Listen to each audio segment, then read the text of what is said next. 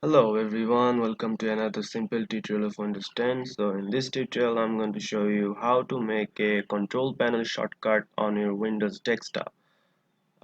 So for easier access of control panel, you can make a shortcut here in control panel in Windows desktop. So you don't have to always search for control panel and open the control panel menu here.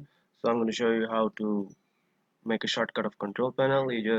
So first you have to right click on it and desktop, and you can see there's an option called personalize. So you just have to click on personalize, and now we can see in the left here there's an option called themes. You just have to click on option themes, and now in the themes option in the right here you can see there's an option called desktop icon settings. So you just have to click on desktop icon settings, and now we can see desktop icon settings here. You can see there's a lot of icons here. So you can see there's an option called control panel. So make a shortcut of control panel in your desktop. You just have to mark here in control panel.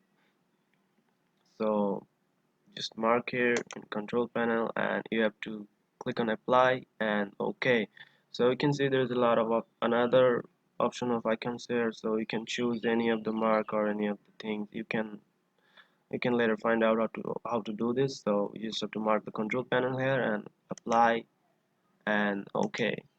So now you just have to close the settings from here, and you can see there's the option of control panel desktop shortcut here. So you don't have to search for every time for control panel. So if I click here, you can see the control panel is open. So that's it. This is a very simple and easy tutorial for you guys. So for easy access of control panel, you can make a shortcut of Windows 10 in Windows device control panel.